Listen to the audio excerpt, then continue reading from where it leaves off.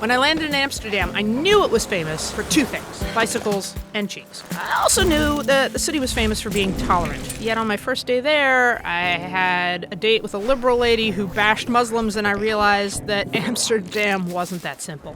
And so, between plenty of bike rides and Gouda tastings, I visited the nation's slavery memorial. I learned about an enduring and really racist holiday tradition. And I arranged to meet with Tawfik Dibi, one of the country's leading Muslim political figures. Tolerance is the Netherlands' main export, but it's an illusion. Before September 11th, he said, I wasn't seen as Muslim, you know? But since then, I feel it's all I'm seen as.